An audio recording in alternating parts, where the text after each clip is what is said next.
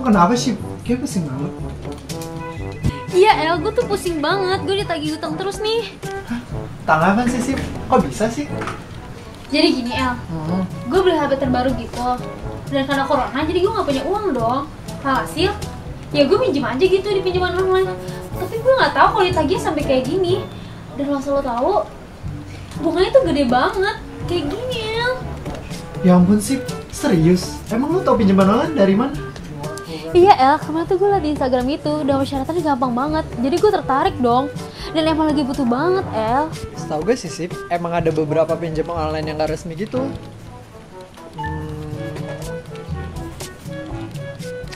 Gue punya ide, gimana kalau kita ke Bang Andrian besok? Biar kita tahu juga info lebih lanjutnya. Boleh juga tuh El, besok temenin gue ya. Oke.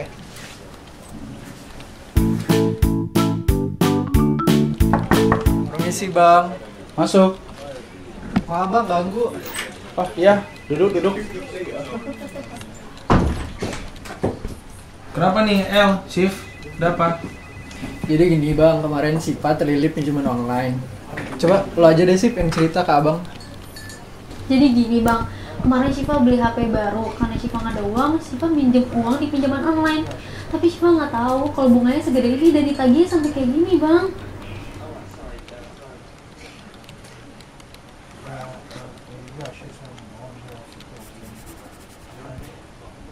Kalau boleh tahu, nama pinjolnya apa, Shift? Namanya Bang. Terus kenapa Shiva tertarik minjem di situ? Iya Bang, karena kemarin persyaratannya gampang banget dan aku lagi butuh, jadi aku tertarik. Oke, Shift. Kurang lebih dari penjelasan Shiva tadi Abang udah bisa paham lah ya terkait permasalahannya. Nah, di sini kan permasalahan pinjam meminjam. Berbicara tentang pinjam meminjam berarti berbicara tentang perjanjian.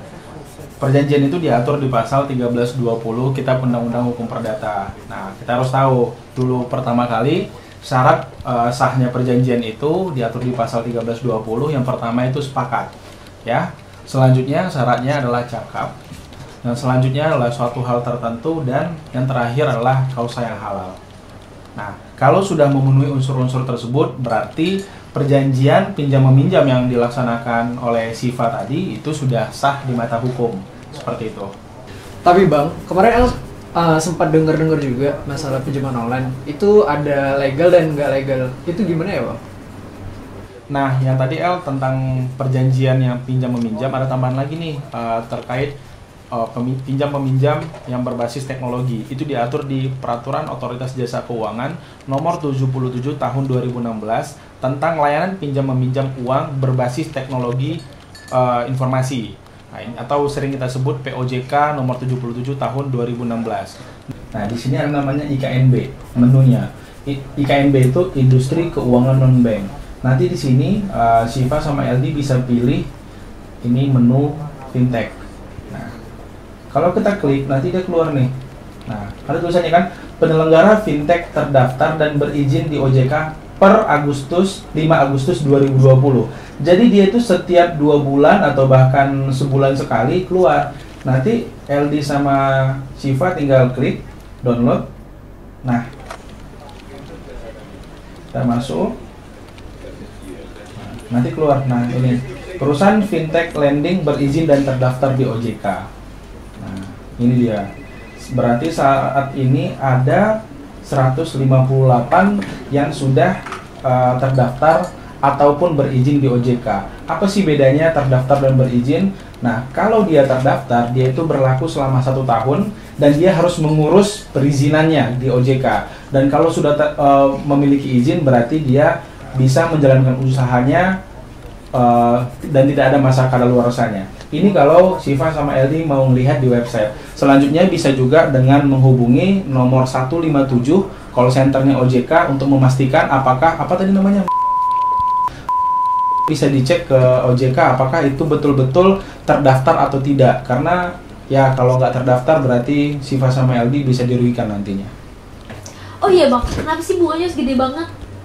Nah, kalau tentang bunga itu sebenarnya memang nggak diatur secara rinci di peraturan OJK, tapi ada asosiasinya, itu Asosiasi Fintech Pendanaan Bersama Indonesia atau disingkat AFPI.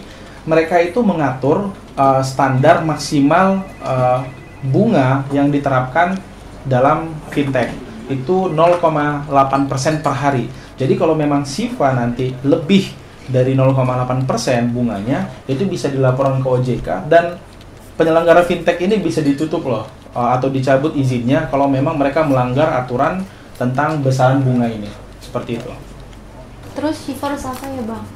Nah, kalau dari cerita LD sama Shiva tadi, jadi yang paling penting sekarang itu yang harus Shiva lakuin itu tadi yang mengecek dulu apakah terdaftar atau tidak. Nah, selanjutnya dari bahasa-bahasa yang digunakan dalam penagihan tadi, kalau memang dirasa itu sudah merupakan ancaman, intimidasi, pelecehan dan lain sebagainya, nanti Shiva kumpulkan bukti-buktinya, screenshot, di print, dibuat bundelnya, nanti Shiva bisa lapor ke kepolisian terdekat. Itu kalau mau membuat laporan ke kepolisian. Atau Shiva juga bisa mengadukan ini ke OJK lewat website konsumen.ojk.go.id. Nah, nanti ini ada websitenya, abang bukain ya. Nah, nih, ini ada kalau Shiva buka, ada form pengaduan. Di sini bisa dimasukin semua pengaduan-pengaduan kita, ringkasan pengaduannya apa, nama penyelenggaranya seperti tadi dan lain-lain, terus nama produknya apa, lokasinya di mana. Terus nanti di sini bisa bukti-buktinya ini bisa nanti Shiva masukin hal-hal kayak screenshotan ancaman, intimidasi atau bahkan teror untuk Shiva. Nah, nanti setelah dimasukkan pengaduan ini, OJK akan memproses dan tinggal Shiva menunggu apa hasil dari proses OJK tersebut. Apa Shiva nggak usah bayar kali ya bang?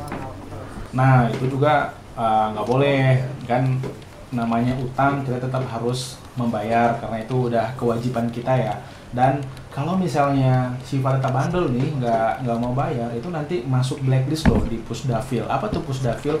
Itu pusat data fintech lending yang sudah dibuat sama OJK yang berkolaborasi sama FPI. Jadi nanti Shiva namanya bisa masuk daftar hitam dan ke depan udah nggak bisa minjem lagi kalau misalnya Shiva nggak bayar utang Shiva gitu. By the way, kenapa sih sampai bela-belain minjem buat beli handphone? Iya bang, kemarin tuh teman-teman aku tuh pada ganti HP semua. Masa mau ganti HP? Malu dong.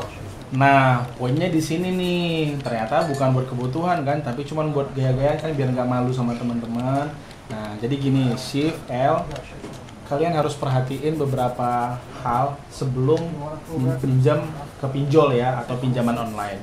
Yang pertama, yang seperti abang bilang tadi, pastiin kalau perusahaan itu terdaftar atau berizin di OJK. Itu tadi udah abang kasih tahu caranya kayak gimana.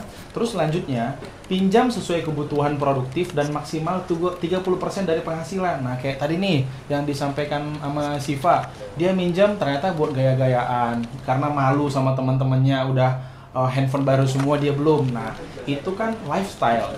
Nah, kalau bisa bijaklah dalam meminjam untuk kebutuhan hidup, bukan untuk gaya hidup. Apalagi udah sampai melebihi 30% penghasilan. Akhirnya kan pusing sendiri kan? Sip, dengerin, jangan gedong lo. Iya. Udah, jangan berantem. Nah, tadi abang udah bilang ya, jadi harus lebih bijak kalau memang harus menggunakan pinjol. Selanjutnya, lunasi cicilan tepat waktu. Kenapa sih harus tepat waktu? Karena kalau kalian itu minjam, apalagi di pinjol, kalau tidak dibayar tepat waktu, biasa kena denda atau bunga. Dan itu makin berlipat ganda, makin lama kalian melunasin. Jadi kalau bisa tuh di handphone, kalau besok udah jatuh tempo, sekarang taruh alarm. Jadi kalian bisa tahu kapan harus bayar. Itu yang ketiga tadi. Selanjutnya, jangan lakukan gali lubang tutup lubang. Nah, ini banyak nih penyakit orang-orang. Dia ngutang nih di satu pinjol. Misalnya di tadi kan, nah dia nggak bisa bayar. Karena dia nggak bisa bayar, dia ngutang lagi nih di yang lain gitu kan. Jadi malah yang ada, yang satu nggak kebayar, yang lainnya malah makin banyak gitu. Ada loh yang sampai 30 lebih gali lubang tutup lubang, akhirnya pusing sendiri ya. Selanjutnya, ketahui bunga dan denda pinjaman sebelum meminjam. Tadi kan abang udah jelasin ke Shiva sama LD, bunga itu maksimal 0,8%. Tapi Siva sama LD harus lihat dulu berapa sih bunganya.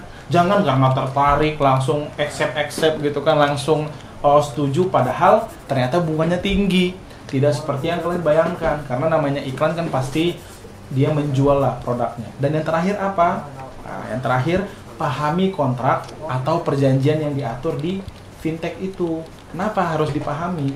Karena disitulah klausul-klausul, hak dan kewajiban itu diatur. Nah, kebiasaan yang abang lihat, orang kalau udah butuh, dia langsung aja lihat agree, accept, selesai. Padahal dia nggak tahu, bahkan sampai persetujuan yang sebenarnya itu melanggar untuk dilakukan. Jadi kalian juga harus bijak, walaupun kalian membutuhkan dana, lagi pengen pinjam, tapi tetap bijak. Lihat dulu klausul-klausulnya, lihat apa yang diatur, dan kalau memang tidak paham, kalau saran abang ya, kalau memang tidak paham, silahkan ditanyakan, atau ya mending nggak usah minjem di situ, bisa cari tempat lain. Mungkin itu sih. Nah, Siva juga lebih bijak ke depan ya, kalau memang itu lifestyle, bisa dilihat juga apakah itu memang perlu saat ini atau tidak. Jangan diulangi lagi kayak gitu ya. Makasih banyak ya Bang, ini pelajaran banget buat Syifa. Ya, sama-sama. Ya Bang, kita lanjut kerja lagi ya Bang. Permisi Bang. Ya, oke.